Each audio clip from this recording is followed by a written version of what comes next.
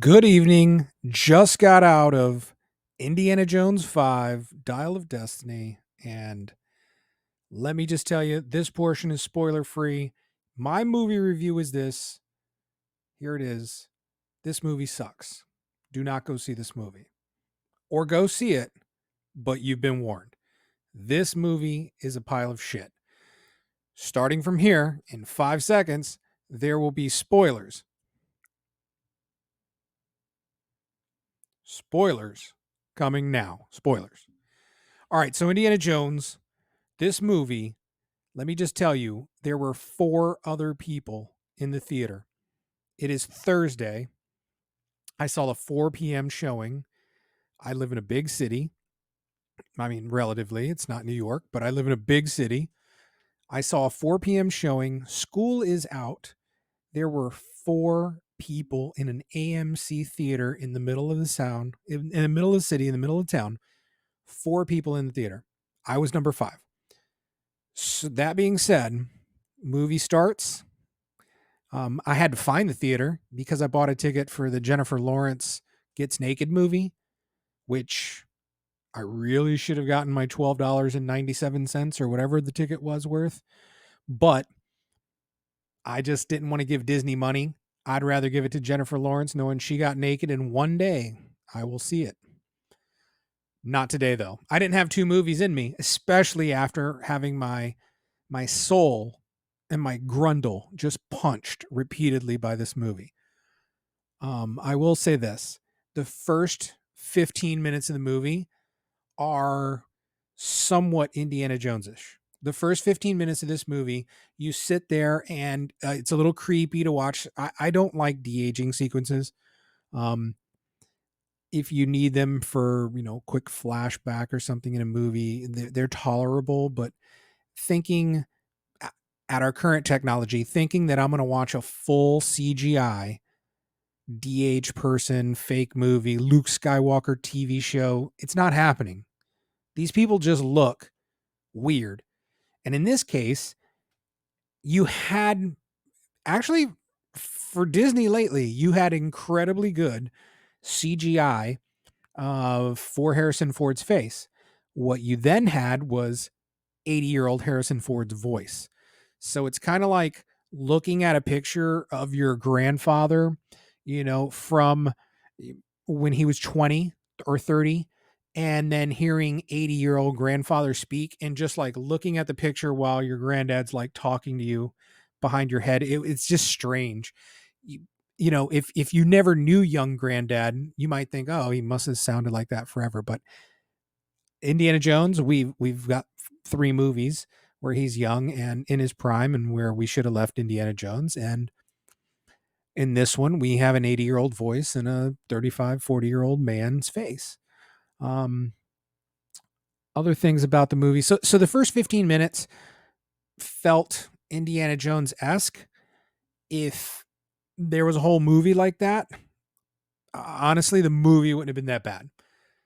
The movie takes a dark, disturbing, horrible turn when Fleabag comes into the movie.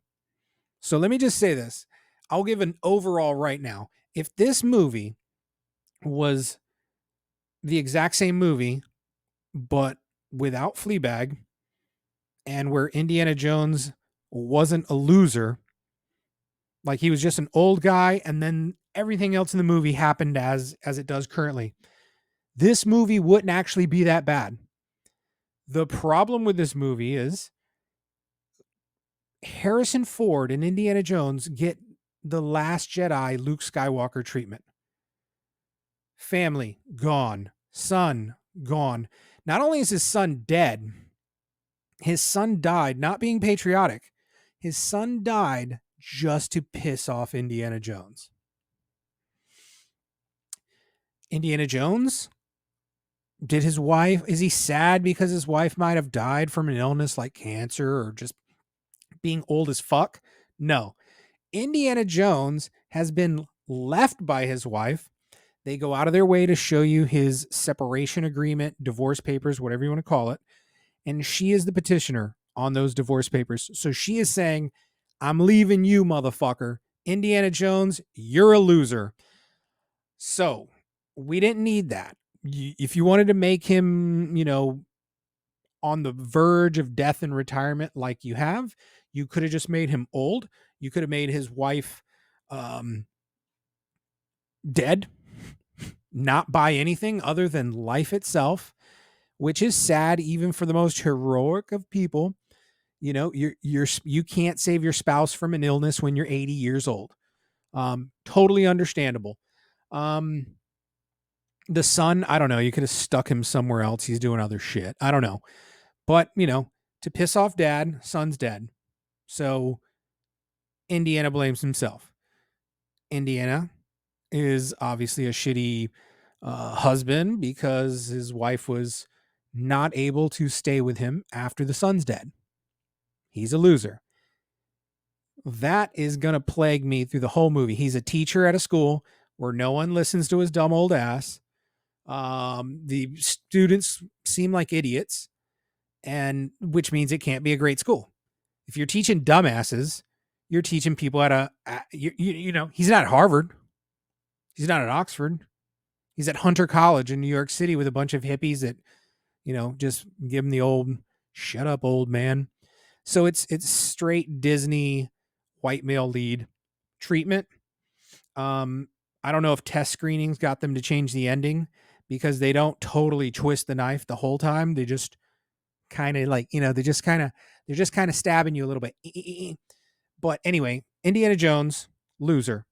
Then enter Fleabag, who I guarantee you in this writer's room, they think she's the best character. She is absolute shit. She is arrogant. The first interaction we have with her, she's a smartass in class.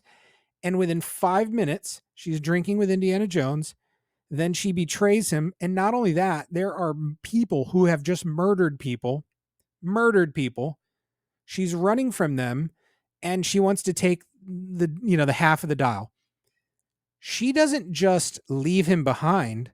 She closes a gate. They are up a stairwell and, she's going to get out through the roof. And it's like a New York City fire escape with a gated entrance and exit. Murderers that way, freedom that way. She goes that way, closes the gate on Indiana Jones with the murderers behind him and says, sorry, and just leaves him locked in where his options are down towards the murderers or, I don't know, jump to your fucking death. That is his goddaughter. That is the strong female lead in this. And why does she do that? Because she doesn't want this dial in the hands of these murderous people? No. She wants to sell it for her gambling debt. This intelligent, charismatic, beautiful, best thing to happen person has gambling debt, uses people, and is willing to let her godfather get murdered just so she can escape. This character in this movie is pure trash. And I'll be honest, I've watched Fleabag and I found it entertaining. I mean, that's the kind of property this woman should stay in. Things, that are for her. But little did we all know, Indiana Jones is the supporting actor. If this would be any way Oscar worthy, he should be supporting actor. She would get best actress. He is not the main character in this movie. She is.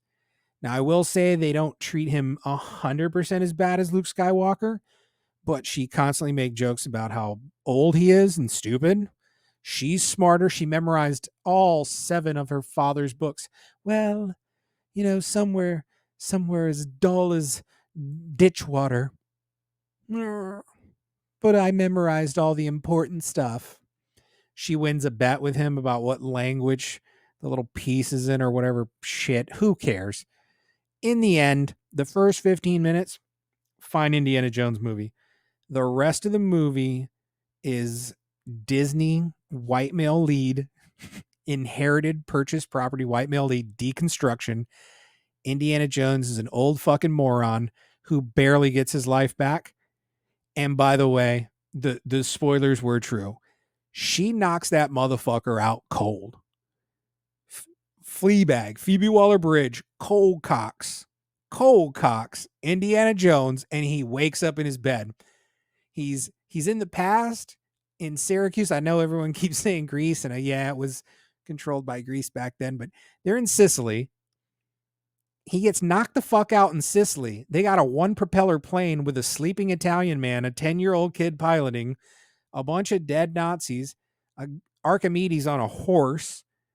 He's got a bullet in the titty, and he's already just jumped out of a burning plane. He's parachuted with her. They land, and then she knocks him the fuck out because he wanted to stay behind and just die there to see this historical battle that he's been teaching to these dipshits in class. This movie is complete Disney shit, like everything Disney touches. Disney should take their third Goodwill impairment on the purchase of Lucasfilm. They definitely need a Star Wars Goodwill impairment. They've shat on a property that probably didn't have a lot of value, Willow, with their little crap show that was disgusting. And now they're going to put a nail in the coffin of Indiana Jones. And the last property of Lucasfilm needs to have a Goodwill impairment. Their accountant needs to be sued. The shareholders need to sue if in the financial statements for 2023, there's not a gigantic Goodwill impairment for Indiana Jones from Lucasfilm.